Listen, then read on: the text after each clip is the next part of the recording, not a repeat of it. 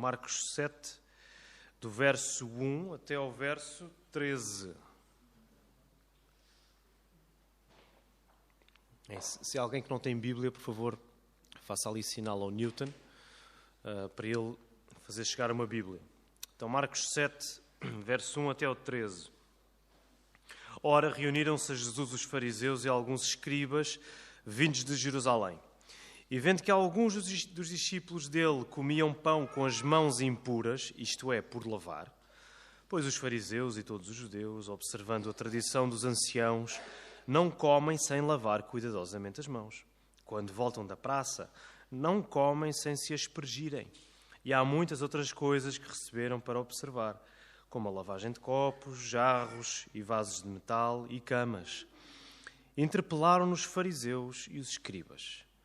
Por que não andam os teus discípulos de conformidade com a tradição dos anciãos, mas comem com as mãos por lavar? Respondeu-lhes: bem profetizou Isaías a respeito de vós, hipócritas, como está escrito: este povo honra-me com os lábios, mas o seu coração está longe de mim. E em vão me adoram, ensinando doutrinas que são preceitos de homens. Negligenciando o mandamento de Deus, guardais a tradição dos homens. E disse-lhes ainda: jeitosamente rejeitais o preceito de Deus para guardardes a vossa própria tradição. Pois Moisés disse: honra a teu pai e a tua mãe, e quem maldisser a seu pai ou a sua mãe, seja punido de morte. Vós, porém, dizeis: se um homem disser a seu pai ou a sua mãe, aquilo que poderias aproveitar de mim é corbã, isto é, oferta para o Senhor, então o dispensais de fazer qualquer coisa em favor de seu pai ou de sua mãe, invalidando a palavra de Deus pela vossa própria tradição, que vós mesmos transmitistes, e fazeis muitas outras coisas semelhantes.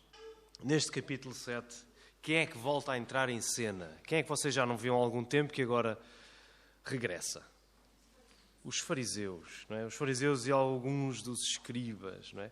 E deixem-me perguntar-vos, quando fariseus, escribas, assim, líderes religiosos, chegam e se encontram com Jesus, o que é que podemos estar à espera que aconteça?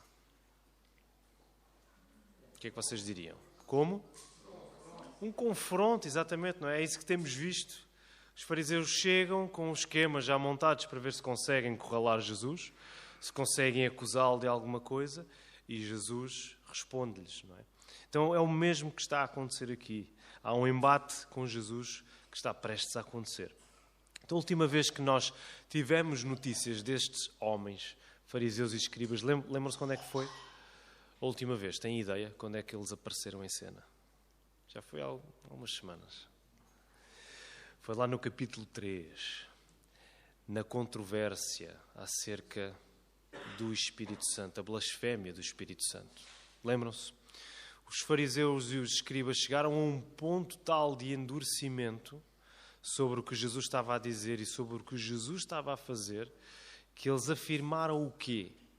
Que Jesus só podia estar a expulsar demónios pelo poder do próprio Satanás. Okay? E a partir daí não os vimos mais e agora eles voltam a entrar em cena. Curiosamente, o que é que acham que está em comum entre esse episódio? Se calhar assim a pergunta é um bocado difícil, mas há um aspecto que nós encontramos em comum entre esse episódio da blasfémia dos fariseus e este que nós estamos a ver aqui, da acusação que os fariseus fazem aos discípulos por eles comerem com mãos impuras. E já dei a resposta. Tem a ver com a impureza. Porquê? Porque lá no capítulo 3, eles diziam que Jesus tinha um espírito imundo, não é? Que geralmente é o que caracteriza as pessoas que estavam possuídas por demónios. Tinha um espírito imundo. Curiosamente é o mesmo tema que vai aparecer aqui, da pureza espiritual. Então é isso que os fariseus estão interessados em acusar aos discípulos. Agora Jesus volta a ser colocado em causa, não é? Embora aqueles que estavam com as mãos por lavar fossem os discípulos, quem está a ser colocado em causa verdadeiramente é Jesus, porque os fariseus estão a falar com Jesus. Porque é que os teus discípulos comem com as mãos por lavar? Não seriam, deixem-me dizer assim, o problema maior não seria o facto dos discípulos terem mãos encardidas. ok? Sujas. Mãos normalmente sujas. Não seria esse o principal problema. Mas, segundo os religiosos, o problema seria a falta de rigor na observação das leis cerimoniais dos judeus. Então, o contacto recente com gente doente, lembrem-se, voltem a colocar os olhos no texto, lá no final do capítulo 6. De onde é que os discípulos acabaram de vir? Jesus e os discípulos. Onde é que eles acabaram de estar? Os últimos versículos do capítulo 6. Em Genezaré. E com quem é que eles estiveram? Último verso. Estava a lidar com doentes, não é? Enfermos. Estão nas praças, rogando-lhe que os deixasse tocar. Portanto, pessoas imundas, pessoas doentes, tinham acabado de tocar em Jesus e nos discípulos. Portanto, é daí que eles vêm. Então, a questão era que o contacto recente com esta gente doente e impura nas praças, e as praças seriam lugares abertos, locais abertos no meio da cidade onde as pessoas se reuniam e para onde levavam os doentes, porque era ali que eles esperavam que Jesus pudesse passar. Era provável que Jesus passasse por ali. Então, este contacto recente com gente doente obrigava a este procedimento higiênico, pelo menos na concepção dos fariseus. Não é? Vocês estiveram com gente impura, vocês têm que se purificar espiritualmente. O ultraje que eles sentem é tal, que eles partem para a repreensão dos discípulos. Aperceberam-se desse pormenor. Lá no verso... Agora perdi-me. Verso 2. Obrigado, Pedro. Não é o verso 2. Isto vai ficar gravado. É sempre bom. Interpelaram-no. É que eu não apontei aqui. Onde é que está? Diz, Pedro, diz. No 2. Aqui diz. Em vendo que alguns dos discípulos dele comiam pão com as mãos impuras, isto é por lavar, e depois há a explicação toda, interpelaram. Exatamente, ok. Agora fiquei preocupado, porque a tradução que eu li não traz essa parte, exatamente, mas eu li outra versão durante a semana e trazia. Lê lá a tua versão, Pedro, por favor.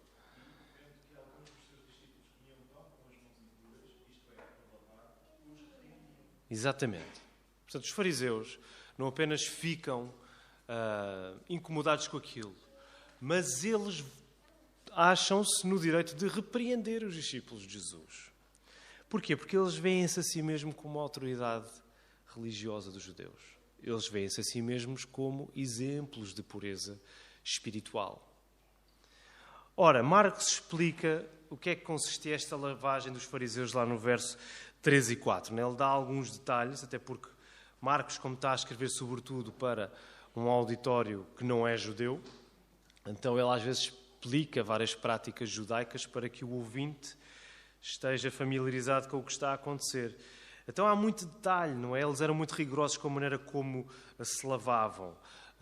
No livro Milagres do Coração, o pastor Tiago até vai mais fundo e diz que a lavagem era feita com água nas mãos e que eles levantavam os braços para que a água que uma vez tinha estado nas mãos escorresse para baixo e não voltasse a passar pela mão. Portanto, eles faziam assim e a água vinha para baixo. Portanto, o rigor era muito, ok? Mas o ponto mais importante aqui é compreender que estas eram práticas religiosas, eram obsessivas até, de acordo com a tradição dos antigos e não tanto de acordo com a Escritura.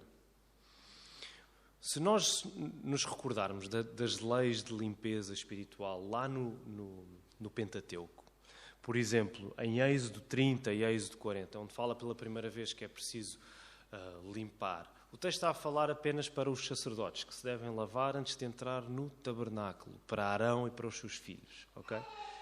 Por outro lado, também a passagem de Levítico 15, que são hoje passagens estranhas para nós, que falam acima de tudo, acerca de casos de fluxos de homens e mulheres. E uma lavagem especial era pedida para o povo, nesses casos. Mas a obsessão dos fariseus não estava tanto com a observação da Escritura, mas mais com a tradição que eles tinham desenvolvido a partir do texto. O que está em causa é um aparato legal que, indo além da Escritura, substitui-a como autoridade maior. Portanto, eles pegaram no que a Bíblia do Velho Testamento, a Torá, dizia, e ao longo dos séculos foi-se passando uma tradição oral que já acrescentava todo um aparato legal que agora eles consideravam, se não ao mesmo nível, ainda mais, com mais autoridade que a própria Escritura. Então, a interpretação que eles tinham da lei tinha suplantado a própria lei.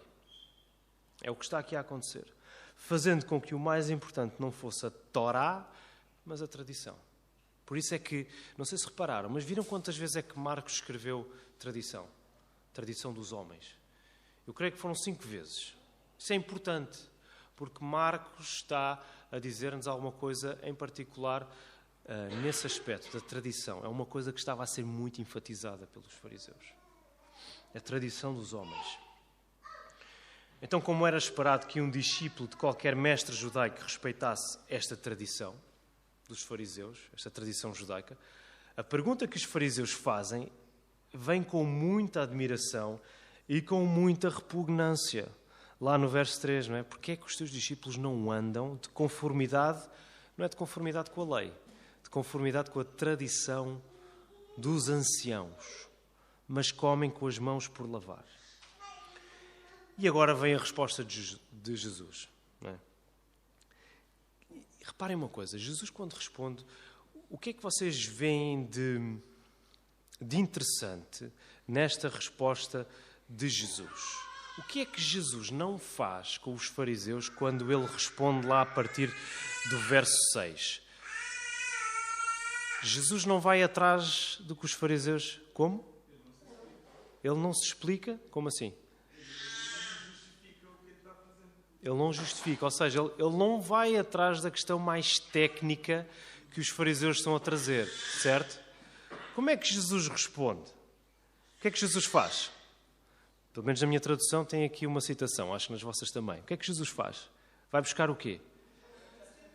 Vai buscar as Escrituras, vai buscar o profeta Isaías. Lembram-se qual é que foi a última vez que Jesus foi buscar o profeta Isaías?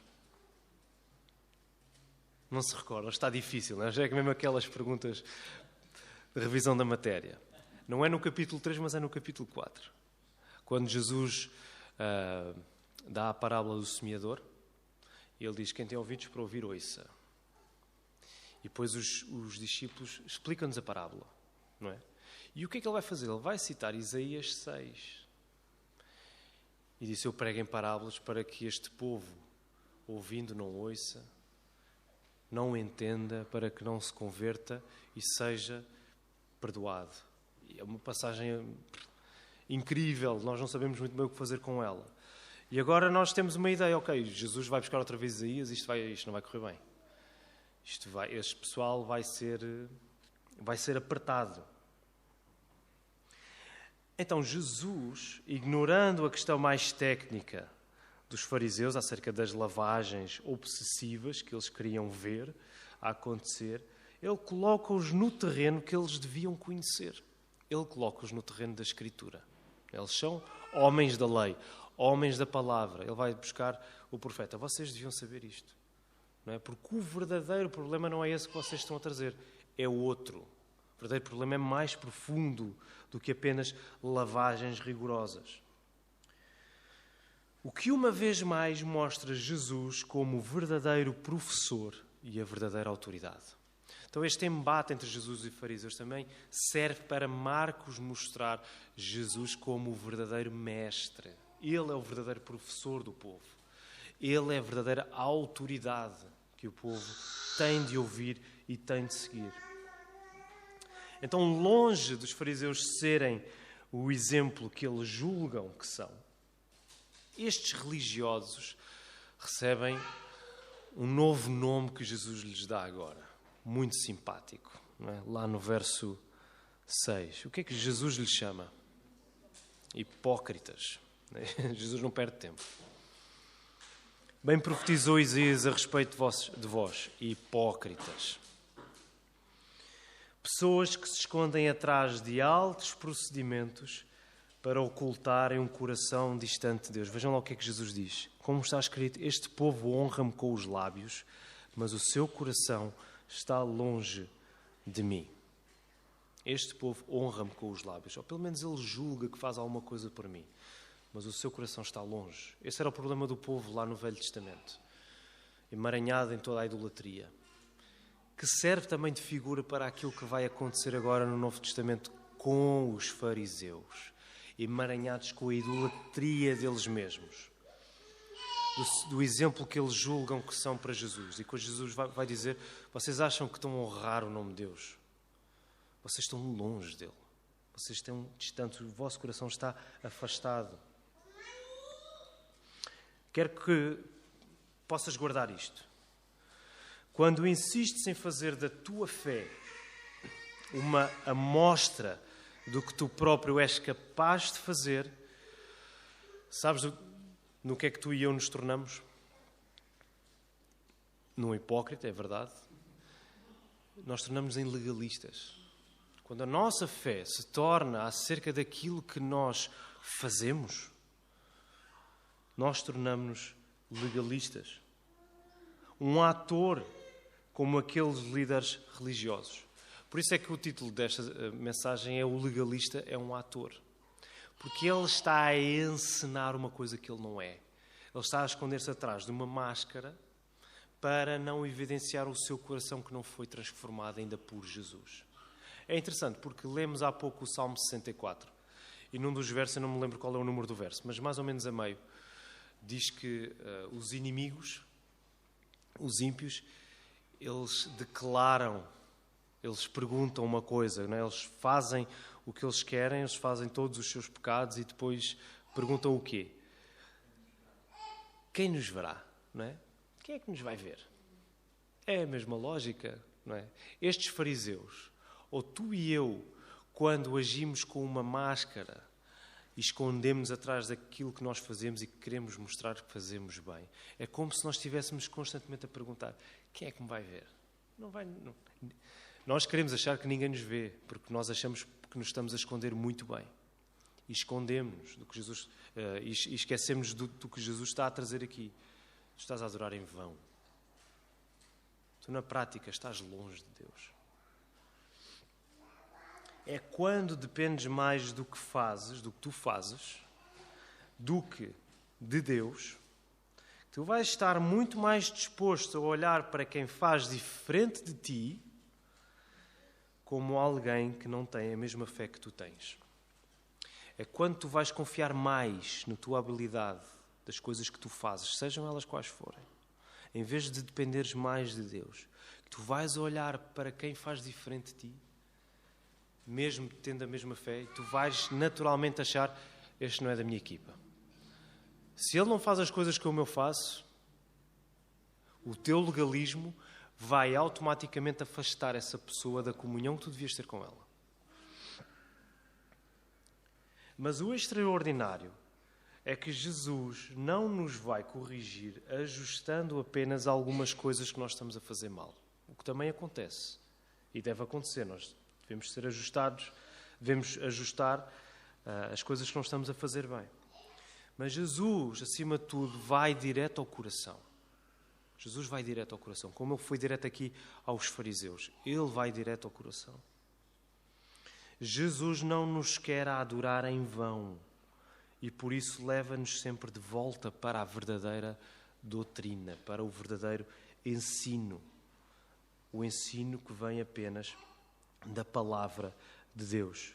Vejam lá no verso 7 aquilo que Jesus diz, citando Isaías: em vão me adoram, ensinando doutrinas que são preceitos de homens. Mais uma vez, devemos lembrar que Jesus, sendo o verdadeiro professor, ele, que é a palavra de Deus feita ao homem, nos mostra que nós precisamos da verdadeira doutrina para sabermos adorar. O pastor Tiago escreve isto no livro: uma doutrina errada nunca permite uma adoração certa. Nós não podemos cair no engano de achar que estaremos a adorar verdadeiramente Deus se o nosso ensino estiver errado. Nós precisamos da doutrina certa, nós precisamos do ensino da palavra. É isso que Jesus está aqui a trazer. Vocês julgam que adoram, julgam que têm o ensino, a tradição dos homens, quando vocês rejeitaram o ensino completo que era a lei. Vocês deviam conhecer a lei. E por causa disso vocês adoram em vão. É como se Deus não ouvisse a adoração. Por isso lembra-te, quando tu te entregas ao legalismo, quando tu te entregas às coisas que tu fazes e tu te agarras a isso, e te começas a comparar com os outros, porque o legalismo traz isso para a nossa vida. Nós não conseguimos viver em paz com as coisas que fazemos. Nós temos que estar constantemente a comparar-nos. Eu fiz isto, deixa-me lá ver aquele fulano e aquela fulana para ver como é que eles fizeram. Se eles fizeram pior, então aí eu vou sentir-me bem comigo mesmo. Percebem? Quando o legalismo entra, tu vais estar sempre a comparar. E no teu coração vais estar sempre a querer diminuir os outros. E se tu te entregas ao louvor aí, é como se Deus dissesse: eu não consigo ouvir, diz lá outra vez que eu não ouvi. O teu louvor não chega lá acima. Porque tu estás a adorar com o coração errado. Não estás a adorar com a doutrina certa. Jesus insiste e diz que a insistência na tradição humana é a invalidação do mandamento de Deus. Lá no verso 8, negligenciando o mandamento de Deus, guardais a tradição dos homens. E ele vai dar um exemplo. Vai dar um exemplo para ilustrar o que ele está a dizer. Aí no verso 10. Ainda antes no verso 9, há aí uma palavra, eu não sei como é que vocês têm nas vossas traduções, mas é engraçado, porque Jesus disse assim, e disse-lhes ainda: jeitosamente rejeitais o preceito de Deus, ou a lei de Deus, para guardares a vossa tradição. Tem alguma palavra diferente para jeitosamente? Como? Bem invalidais. Outra diferente? Não? Alguém está a dizer alguma coisa? Não estou a ouvir. Eu não estou a perceber. Não há traduções diferentes? Okay. Jeitosamente, não é? Vocês estão aí a dar estão a ser jeitosos na vossa abordagem, não é? Com o vosso talento, vocês estão a conseguir dar a volta ao texto. Vocês rejeitam a palavra de Deus para guardarem a vossa própria tradição. Mas Jesus vai insistir e vai dar um exemplo, lá a partir do verso 10. Pois Moisés disse, portanto, ele mantém-se na lei. Não é? A lei é o assunto dos fariseus, ele vai se manter na lei. Pois Moisés disse, honra a teu pai e a tua mãe. O que é que temos aqui diante de nós? O mandamento. Qual é o mandamento? É o quinto mandamento. Honra a teu pai e a tua mãe. Lá em Êxodo 20, verso 2. E fala ainda da consequência que a lei previa à desobediência deste mandamento. Em Êxodo 21, 17. Quem mal disser a seu pai ou a sua mãe, seja punido de morte. Portanto, ele traz o mandamento e traz a consequência à desobediência. Ora, qual era a prática destes religiosos? O que é que Jesus vai dizer a seguir? Vocês, porém, verso 11, dizem: se um homem disser a seu pai ou a sua mãe, aquilo que poderias aproveitar de mim é corban, isto é, oferta para o Senhor. A minha tradução traz a palavra esquisita, corban. Não sei se há alguma tradução que não tenha a palavra e que dê só a explicação. Alguém tem? Não? Todos têm a palavra corban. O que era isto do corban? Como? Oferta ao Senhor. Muito bem. É isso mesmo, Jéssica. É olhar para o texto e ler. Quer dizer, está aqui Marcos a escrever para nós, papinha toda feita. Aquilo que poderias aproveitar de mim é corban, isto é, oferta ao Senhor. Então, a prática destes religiosos, a partir da sua tradição, era o corban, que era um termo judaico que se referia ao ato de dedicar todo o tipo de posses que se tivesse, ao Senhor. Dedicava-se todo o tipo de posses para propósitos sagrados. Ok?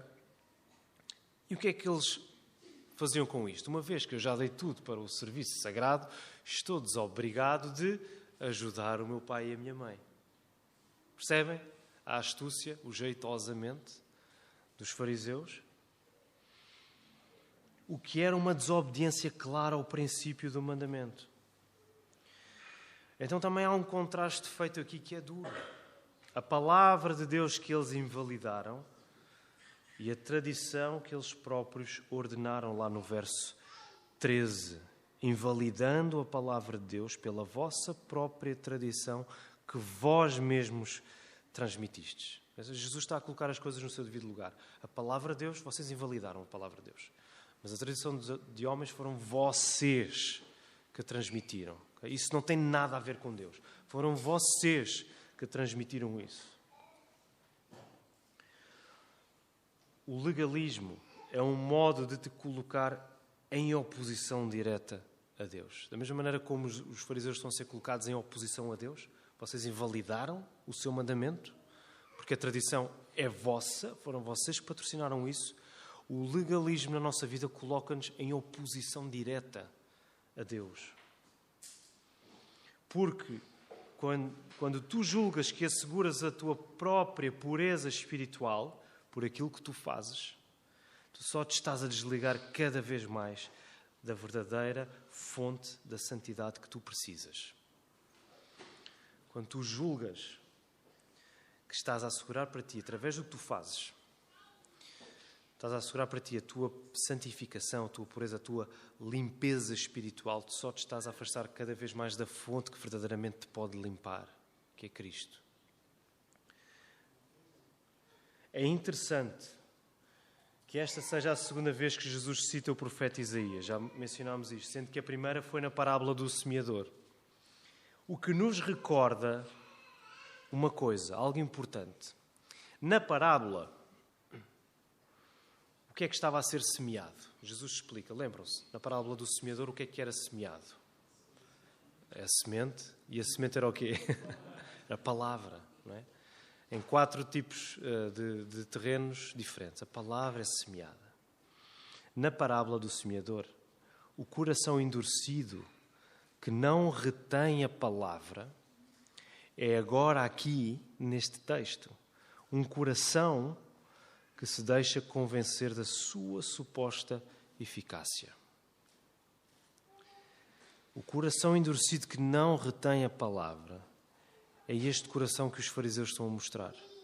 Um coração que se deixa convencer da sua própria eficácia. Por isso é que é tão assustador quando nós vamos ler outra vez a parábola dos talentos e nós vemos, pelo menos 2 delas, em que ficamos assustados e nós vemos fruto a aparecer, mas de repente outras coisas começam a tomar conta da pessoa. Outras coisas começam a sufocar, começam a secar a raiz. E o fruto desaparece. E nós percebemos a facilidade que é começarmos bem, aceitarmos a palavra, começarmos a produzir fruto, mas depois começarmos a viver dependendo da nossa eficácia, dependendo daquilo que nós podemos fazer sem Jesus. Isto é perigoso, queridos irmãos.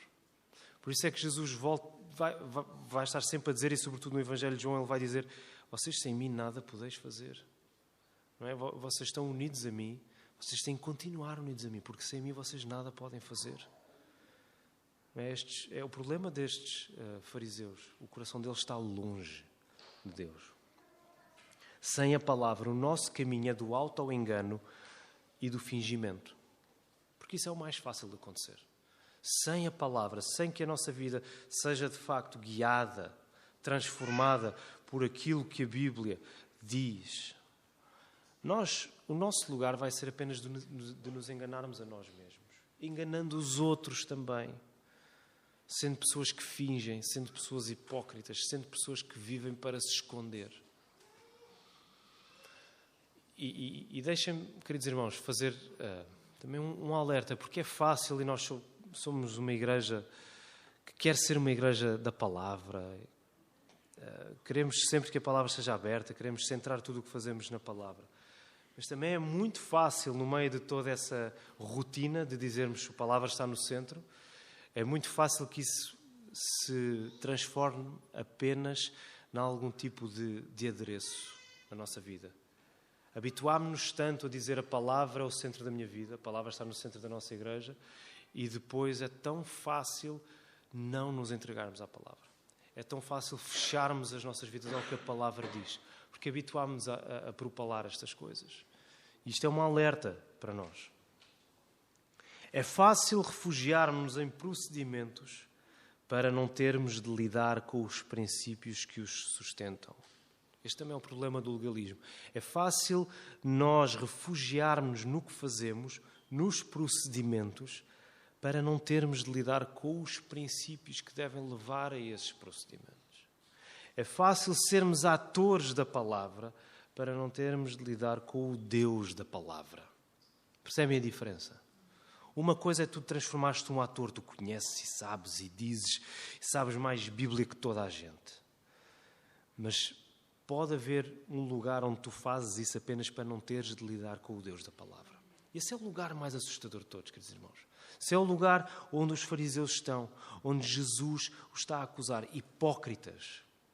Vocês invalidaram. Não invalides a palavra de Deus na tua vida. Não faças isso. O problema dos fariseus é também o nosso. E por isso é que o exemplo deles, sendo um exemplo terrível, negativo, mas é um exemplo para nós ouvirmos, ok? Porque nós não devemos ler as histórias, e em particular os relatos da vida de Jesus, colocando-nos sempre do lado dos bons. Nós estamos do lado dos maus, ok? Nós somos os doentes que precisam de ser curados. Nós temos de estar no lado daquela gente toda que está enferma e que corre para tocar Jesus. Mas nós também podemos estar do lado dos fariseus, tantas vezes, em que somos nós que nos achamos na autoridade de julgar o próprio Jesus, julgar a própria palavra. Por isso o exemplo dos fariseus é tão importante para nós. Ao nos vermos expostos, precisamos que Deus atropele os nossos esquemas farisaicos e nos transforme com a sua palavra. E deixem-me dizer, isto não vai lá com o extremo oposto, que é relativizar o que fazemos ou o que deixamos de fazer, ok? Um legalista é aquele que vai estar sempre muito preocupado com o que se faz, não é? Eu vou ser uma pessoa séria ou santa, mostrando muito, fazendo muito. O relativista vai dizer, isso não é assim tão importante, é relativo, não é? E vai relativizar, não é assim tão importante, tu se calhar lês a Bíblia toda, ou lês diariamente, ou orares constantemente, se calhar não é tão importante assim o facto de ir todos os domingos à igreja, vai relativizar mais isso, ok? O problema do legalismo deste extremo não se resolve indo para o outro extremo. Porque o outro extremo é igualmente um afastamento de Deus, ok? Os dois estão afastados. Isto só lá vai com quem fez tudo por nós. Com quem tem de fazer, com quem fez tudo no nosso lugar e não foi legalista, porque ele obedeceu a toda a palavra, a toda a Escritura. O facto de, vez após vez, Marcos mostrar Jesus como aquele que purifica os impuros, como aquele que se deixa tocar por quem está sujo, por quem está enfermo, por quem está impuro, lembra-nos que na cruz o ato final de purificação foi alcançado. Portanto, Marcos também está, de algum modo, a preparar os leitores para Jesus se revelar como o Filho de Deus que se entrega, que morre crucificado.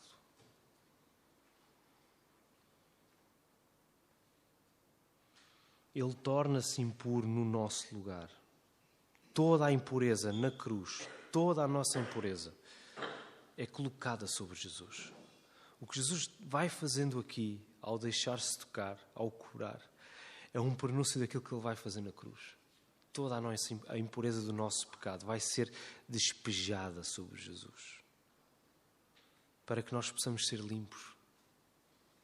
Ele que não era impuro, Ele que nunca pecou, Ele que nunca precisou de ser purificado, Ele foi tornado sujo, ao ponto de, o profeta Isaías diz, ninguém querer contemplar a sua face, ninguém querer vê-lo.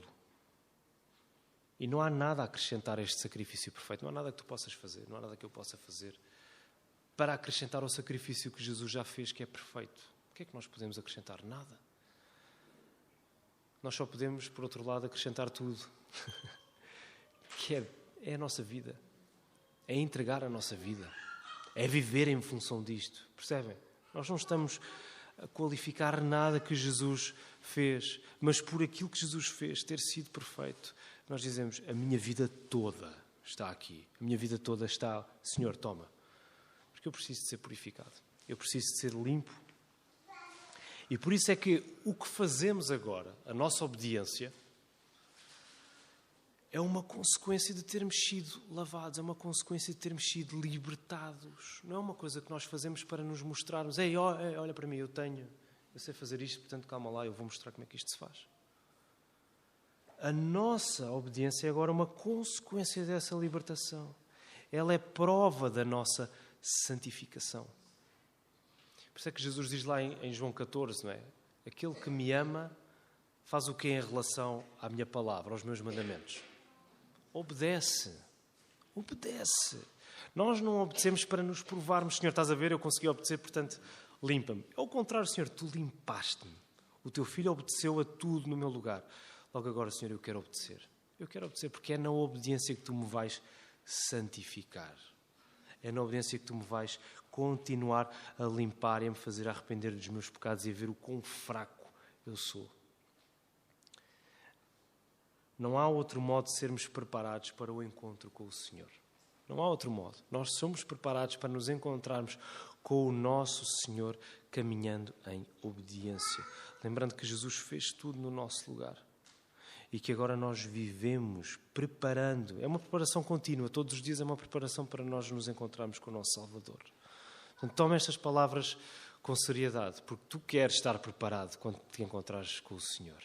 Tu queres estar preparado para te alegrares nele.